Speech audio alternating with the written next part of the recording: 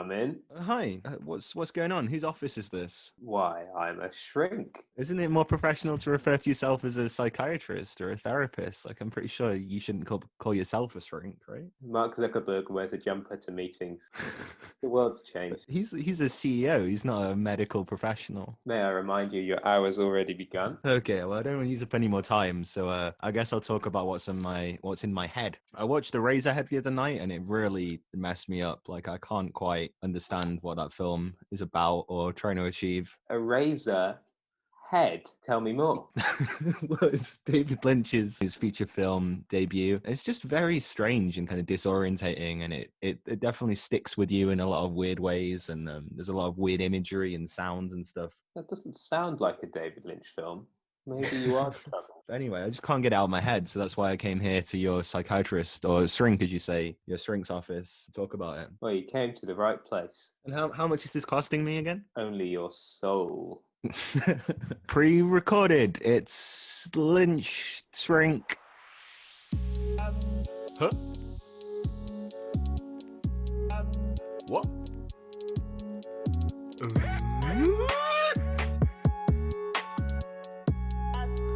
Direct to DVD. My first question for you, Josh, is: did you know what you were in for with this film? No, not at all, not at all. I was quite excited. I don't think I'd heard of it actually, but then Really? but it's quite famous, isn't it? Kubrick said it was his favorite film at one point. Yeah, it's one of those like cult ones that a lot of filmmakers have seen and have inspired a lot of filmmakers, but is maybe, I mean, you can see why it doesn't have mainstream appeal, can't you? From like the first 5 minutes. Like, had you seen this film before? no, I'm kind of a big Lynch fan, but I've never. It's one of those ones that always ends up on like your list of films that you should watch, and then you never get around to it, really, don't you? Did you know the sort of production process and how it took 5 years and all of that? I didn't know any of that, no, and I've been looking into it, and it's really interesting. Sort of slept on the set as he was making it, which I think. Oh, yeah, I read that too, actually. Yeah. More kind of claustrophobic and slightly nightmarish, or like that it could have been the product of his nightmares. The logic of dreams, I think someone said, and I believe I said that, Josh. In our messages. Sorry. As I said that, I just thought, oh no, did you say? I said it was like a lucid dream, which I guess is kind of the same thing. And then there are dreams within the dream. His mother apparently at the premieres said to him, as soon as the curtains rolled, "Oh, David, I wouldn't want to have a dream like that," which I think sums it up pretty well. The film was released in 1977, Eraserhead, but he started casting for it in 1971, which for a low-budget film, quite a short film, 89 minutes, it's a long time. One of the shots when the main character, played by Jack Nance. Jack Nance, yeah. From Twin Peaks as well. I don't know if you've seen Twin Peaks. No, I'm looking forward to possibly watching. Yeah, we can't watch the whole of Twin Peaks, can we? It's like a million hours long. I know. Watch the movie. There's like how many? 60 episodes or something, isn't it? Yeah. Yeah, and then the more recent one where it just gets really indulgent and kind of amazing in a way, but then also like very long and slow. But the only bit I've seen from Twin Peaks is the famous red room scene. They riffed it on the Simpsons, didn't they? We're both big Simpsons fans, so yeah. Is that why you know it? Okay. I think that's where I knew it from that first. And there's one scene where Jack Nance is opening a door, and the real life filming between him opening the door and then him walking through it was 1 year break in filming, shot in between other things going on. Yeah, did you have anything to say about the production? No, I was just thinking the fact that it took so long. I think one of the main issues was money, right? Because it was a really short script, and obviously a lot of it is like imagery that you need the money to kind of realize. I think I read the script was like 22 pages long, which is usually it's like a minute per page, so that is insane for a 90-minute film. I just wonder, did David Lynch, in the process of making it, kind of lose faith in it, do you think, at certain points? Like, it must have been insane to be trapped in like this weird dream world for years. I think it coincided with quite a difficult period for him because it was when he was getting divorced, and because obviously one of the biggest themes in the film is fatherhood. There is a baby involved, but to call it a baby is somewhat it's a film about the miracle of childbirth, I would say, though. The film equivalent of Stevie Wonder, Isn't She Lovely, I think, is so usually we'd do plot. A, the plot isn't the point here, and B, like, there isn't a lot really there to talk about. It's not set in the world quite as we know it. It's a sort of run-down urban wasteland, allegedly inspired by Lynch living in Philadelphia in the 70s when it was very run down. Jack Nance, his character's called Henry Spencer, and he sort of looks like Kramer and wears a suit. So he looks like a kind of uber nerd. His trousers are slightly too short, so his socks... Got a pocket protector as well that he wears. So he lives in this very depressing urban wasteland and doesn't say a whole lot. Is very passive, spends a lot of the film reacting. He goes to have dinner with his girlfriend and her very interesting parents. And it turns out that she has had a child, but it's not really it. It's a sort of alien-like baby. And it drives them apart and drives him mad. I was going to say, do you think the baby is his? Because I think it's kind of up for debate in the film, isn't it? Like, it hadn't occurred to me that it wasn't. It's quite possible that it isn't, yeah. But this is one of these films where there's no like definite interpretation of it. It's like whatever you got from it is what David Lynch was trying to get. There's no wrong way to watch this film, I don't think, unless you're like on your phone the whole time and texting people and not paying attention. But the wrong way is almost to overanalyze it rather than just... like we're doing right now, yeah. Like we're doing right now. The plot is a kind of loose skeleton. What's important is just the sensation of watching it. The sound's probably... It's all black and white as well. The soundtrack is bizarre. It's a very ambient, hissing, just urban noises. It took them a long time to add in the sound effects afterwards. A lot of dogs barking and a general kind of white noise buzz throughout. It kind of contributes to a lot of the suspense, and it might suddenly change with jump cuts, even the changes in a very jarring way. Fatherhood is one of the big themes, and then there's the other thing. I think David Lynch really doesn't many other films about kind of fatherhood, but something he does do a lot, and is in this as well, is like small town America versus like cities and kind of thing, because he goes to his girlfriend's family house and they have like the flowery curtains that made me think of like the carrot curtains from the Simpsons. It's very like kitsch, and the dad's like a repairman or an engineer or something. He has like his name tag on his jumpsuit. Very old-fashioned mid-century blue-collar America. They're not all on the same wavelength. Some of the scenes at the family home are very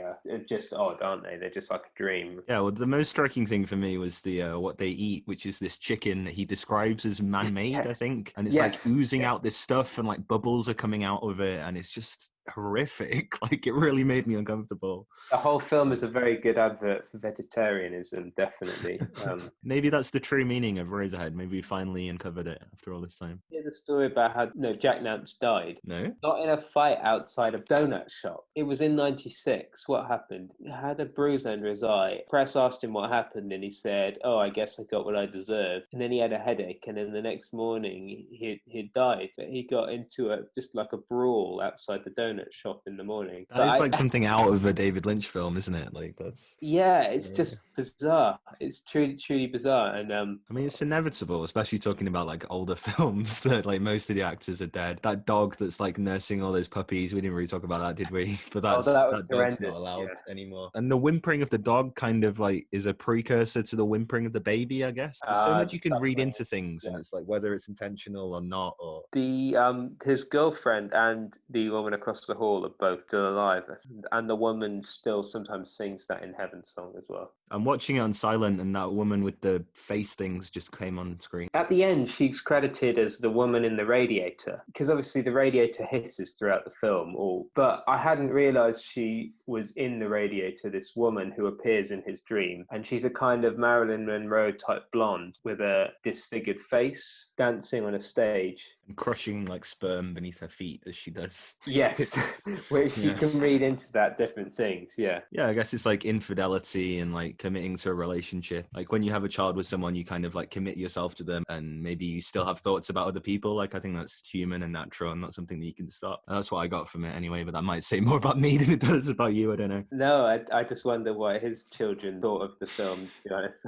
It's about his daughter, right? Or at least she's claiming it's about him, because she was born with clubbed feet and they had to do like really extensive surgery on her. So I wonder what she thinks of it all. And she's actually a filmmaker as well. She's made like one film, and it was like this critically panned film. We have to do an episode about it, I think. Having watched so many sort of so-called midnight movies, in that I can imagine this being a real hit in that kind of environment. Even though it's not a bad film, it has that same kind of midnight movie cult feel. On a big screen, it would be fantastic. I remember when we showed Pink Flamingos, and part of it was just like watching people just freak out and like run out of the cinema. So that would be fun watching this in the cinema as well, I guess. Like, I think only Pink Flamingos is the only weirder film I can think of. We both watched it at like 2 a.m. or something, which which definitely added to it for me. it's not the kind of film you like wake up on a Sunday morning and like have your morning coffee and then watch it, is it? No. Like, that would be a weird day if you did that. I was just watching back over some of it now, and it didn't have any of the same kind of tension, but I guess that's accumulated throughout the film. Just not knowing what was going to happen, I was wincing through most of watching it. I definitely would watch it again 100%. And I think I'd get something else out of it. I'd probably enjoy it more. It wouldn't have the same impact, but I'd probably find it a bit funnier because there is a lot of sort of very dark, perverse comedy going on. But I was just so terrified about what was going to happen. I'd say that's because David Lynch films are so open to interpretation. They're the kind of thing that you can rewatch again and watch at different points in your life. Like, I imagine watching this if you had children would be completely different from watching it at like 23. You'd get something completely different out of it as well. But what did you think about the songs as well? The organ and then the songs that the woman in the radiator sings. the sound design is very intricate, and obviously they've taken a lot of care to make it like exactly what David Lynch wanted it to be. I think like it's definitely one person's vision. The song In Heaven sort of took on a life of its own, which is sung by the woman in the radiator. Like all sorts of groups covered it afterwards. I had a listen on Spotify. Oh, really? Pixies covered it. It's not as good as the original. Was it a hit as well, or was it just like Bauhaus a novelty that they? I think they covered it for a live thing, or maybe put it on an EP, and then Modest Mouse. It is very catchy, but kind of creepy, so it's worth listening to. They have the whole soundtrack on Spotify because it had a formal re-release in a few years ago. And the other thing about Fats Waller's organ, I didn't know he played organ. He's kind of like iconic sound of New York nightlife in the 20s. But then I hadn't realised he'd made records with organ on. It's very, very creepy in the context of the film. Have you seen that film, Be Kind, Rewind? With yeah, I'm interested to see what the connection is here, but yes, I've seen Be Kind. Fats Waller is the connection. That's the pianist they made the film about in that. Oh, really? Yeah, right at the end where they kind of do a genuine film. That had potential, I thought, but it kind of trailed off in the second half. But I watched that many years ago on my birthday. It's one of those ones when like Blockbuster was still a thing. Like I remember like Jumper as well with Hayden Christensen. I remember that film, yeah. X-Men: The Last Stand, like kind of these films that you'd get on DVD and would pretty trash looking back at them.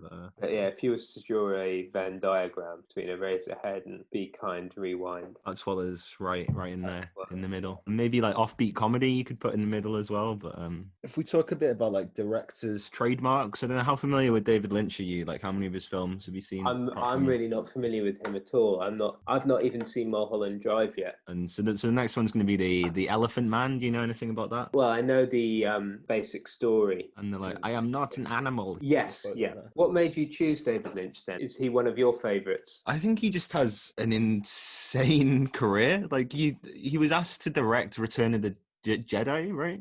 And then he does Dune later on, and Dune is just a whole like rabbit hole you can dive into. Like it's insane reading about the production of Dune, and you can read about Jodorowsky as well. I don't know if you know Jodorowsky. No. He's probably up there with some of the weirder films. Like you said, Pink Flamingos and this were the weirdest films you've seen. I'd say Holy Mountain is another one that's like up there and just front to back incomprehensible and insane and brilliant in a weird way. I think I've heard of him. Yes, yeah. And he was going to do Dune, and then David Lynch ended up doing it. He strikes this weird line between being really like obscene and horrible and then also like quite wholesome as well. Like he seems like a relatively normal guy for the kind of shit that's obviously going on in his mind from watching these films. But another thing about Jack Nance while we're on him, we weren't, but go on.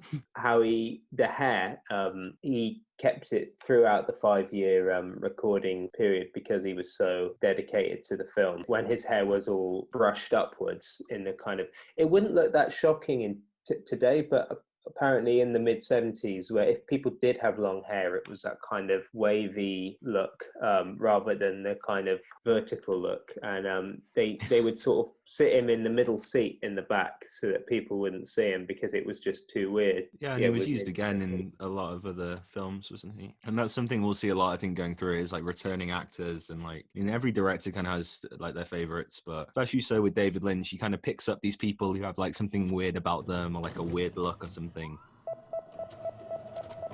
Take your time, start over again, Bob. Humphrey, what are you saying? What are you saying, Jack? What are you saying, Squire? What are you saying?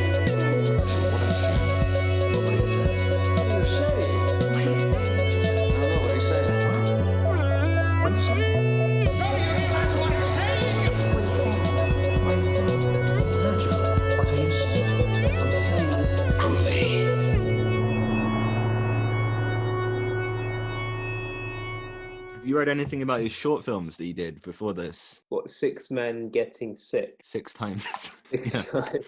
How old was he when he made that? Oh, that was like 71, I think. So he started fairly late for a director. Like a lot of them will start in their 20s, but he was over 30 when he was making this. And I think it does feel like a more mature film than some of the other ones I've watched, like directors come out with to start with. Yes. We've not even talked about the man in the planet. Oh yeah, who played the man in the planet again? It was I was looking him up, and it's this guy. He mainly does like prop design and stuff and cinematography, and then this is like one of his 3 like credits for being an actor. Jack Fisk. Jack Fisk, yeah. And he has like this weird kind of like deformed appearance. How would you describe what he looks like? He's pulling like these levers. That's another very Lynchian thing. Like this kind of machinery that controls the world and like conception. And this guy is living up there behind the scenes, orchestrating things, I guess. And he doesn't look evil while he's organizing things necessarily. He sort of looks troubled, I guess, or very ill. He has this sort of same kind of skin problem as the baby later gets, doesn't he? I didn't really know what to think of that, because that is right in the opening scene, isn't it? And then he appears towards the end. I only like noticed him because it is quite Lynchian. Like definitely in the later Twin Peaks stuff, there is like kind of that idea of these celestial figures, like these spirits who control the world and stuff. He's not that big a part of the film, really. Like you could easily miss him with all the other weird shit that's going on. He appeared, yeah, right at the beginning and then right at the end. So clearly, it's important. So if we finish off the plot, Josh, then how would you say it? And so we kind of talked about the child. The child goes pretty terribly for everyone involved. His girlfriend, is it Mary, leaves him, and so he's alone with the child. Oh, at one point his head comes off and it's taken by a boy to a pencil factory where it's turned into the erasers on the end of pencils. That's near the end, but it's not quite at the end. Sort of, I guess, infanticide. The rabbit-like baby is clearly very ill and causing a lot of distress. That's another thing. The baby is sort of whining throughout the whole film and adds to the tension. And then he snips open the baby's swaddling, and then it turns out that baby's sort of rotted on the inside, or that the swaddling was the skin, so it's completely exposed. It's a very gruesome image. He uses the scissors to kind of pierce a vital organ, and then the whole world sort of falls apart. And then he meets the lady in the radiator, and he's finally in heaven, could say. Yeah, I mean, it's all up for interpretation, isn't it, really? Like... It's not that clear cut, yeah.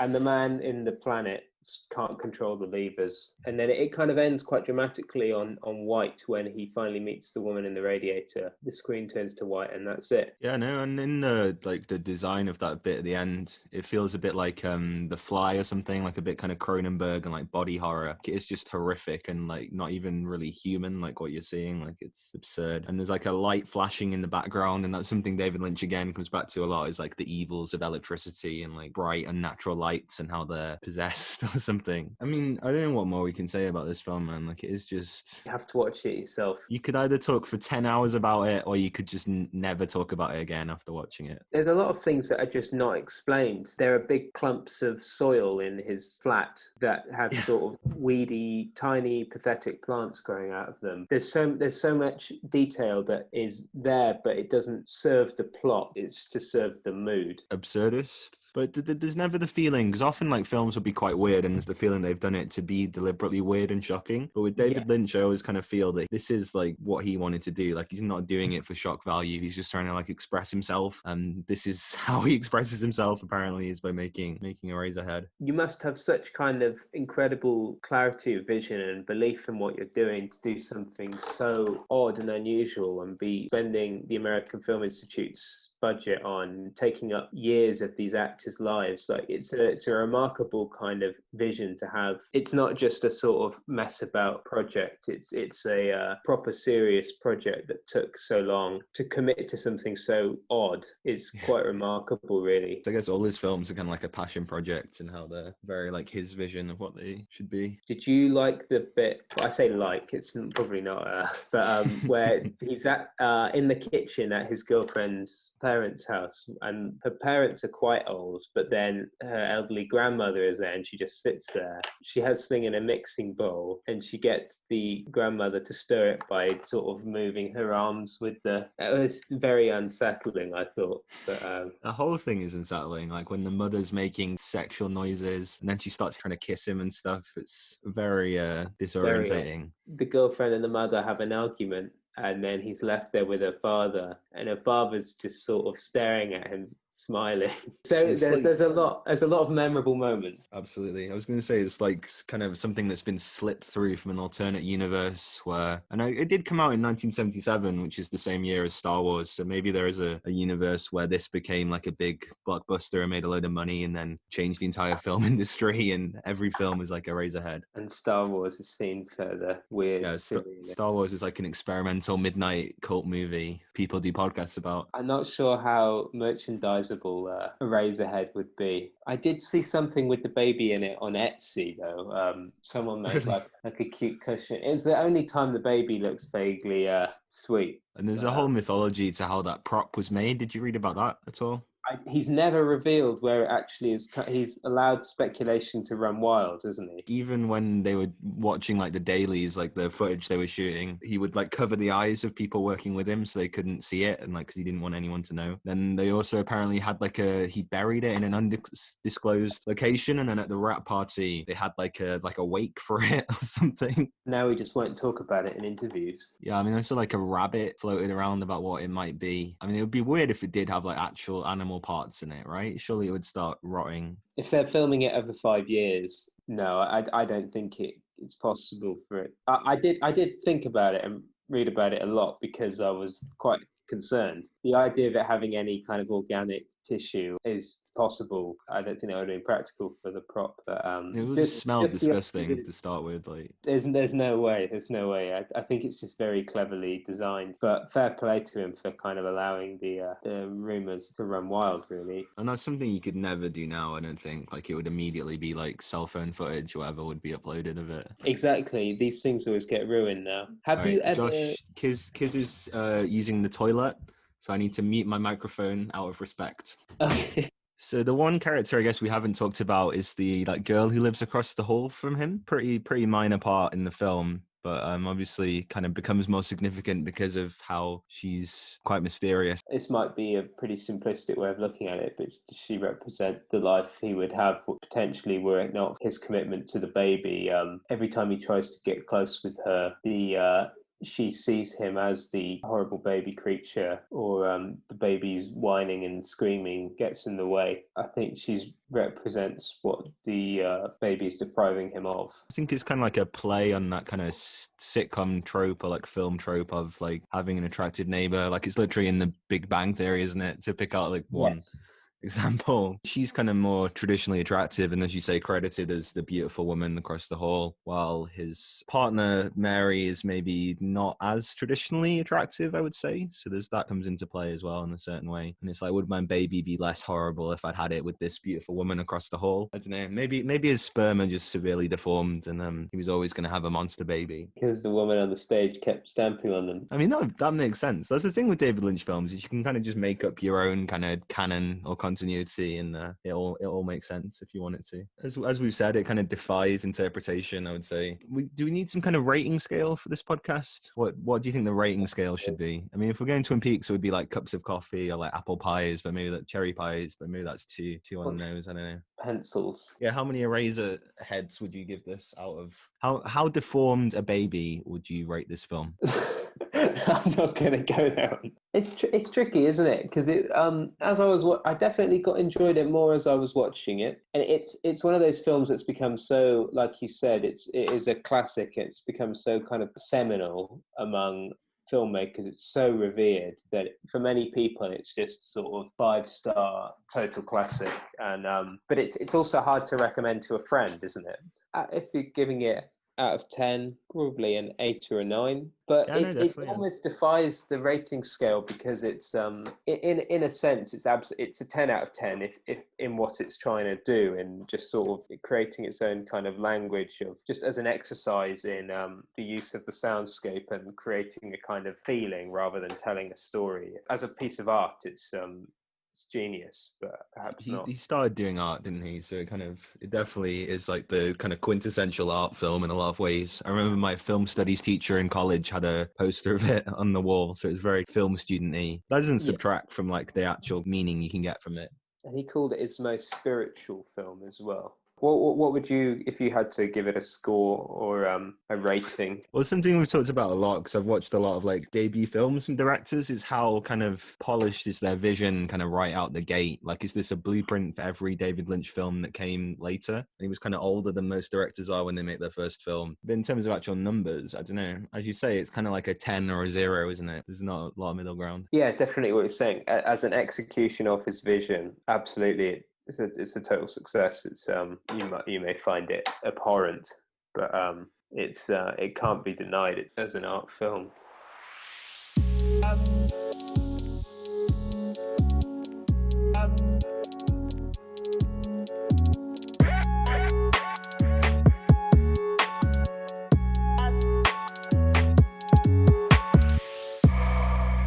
What about impressions? Can you do a David Lynch impression? You heard him speak a lot? I don't think I have. He does have a very distinctive voice, I would say. And he's in Twin Peaks. The movie on a telephone. I'm just You listening to will him now. never in a trillion years experience the film. Oh, that's his famous rant about people watching films on iPhone. You'll be cheated. It's such a sadness that you think you've seen a film on your fucking telephone. Get real.